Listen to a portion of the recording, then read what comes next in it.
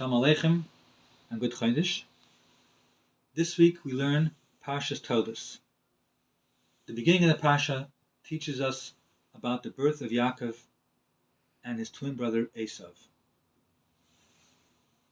Yakov grew up as a sincere tzaddik who was dedicated to the study of Torah, while Eisav was cunning and became a hunter. Even before he was born, Eisav displayed negative traits by showing his mother begging to leave the womb when she would pass by a place of idol worship. How is it that Eisav was a child of a tzaddik like Yitzchak and Rivka turned out to be the way he turned out?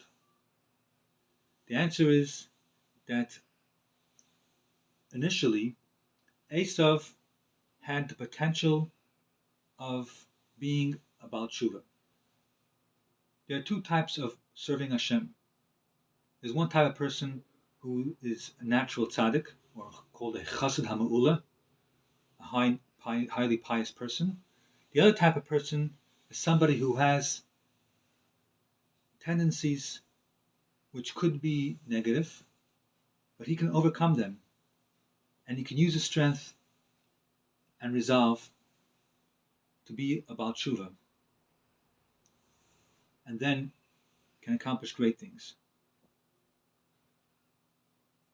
So Eisav could have had that advantage of being about tshuva, just unfortunately he uses free choice to sever his spiritual connection from Yitzchak and became what he became.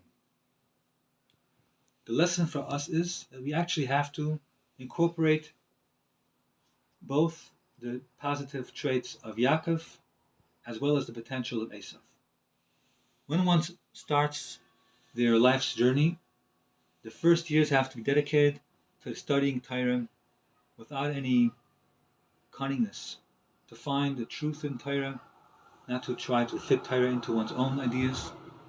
And then one should strive to look for spiritual livelihood, to go out and use the language of the world in a refined manner, of course, and the cunningness in a kosher manner, like Eisav, to bring people back to their source and connect them to Hashem. We must always, however, remain dedicated to the Torah.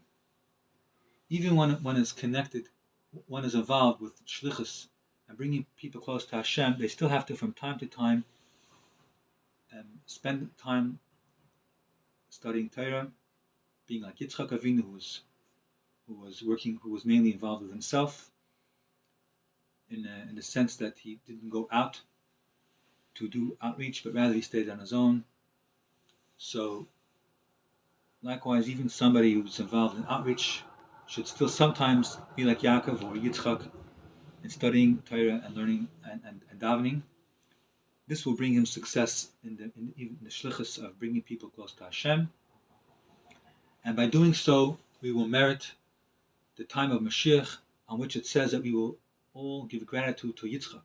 And that is because the Gemara tells us that Yitzchak was the one who will defend Hashem, similar to the tzaddik of Yitzchak of Berditchev. And the Gemara tells us that Hashem will tell Avrohom Avinu and Yakov Avinu about the sins of their children. They would give a harsh response, while Yitzchak would defend Bnei Yisrael with a very interesting argument, how little time is actually spent on sinning and the age from which they're responsible, and therefore Hashem should forgive them. May we merit that time speedily nowadays. Kol Tov.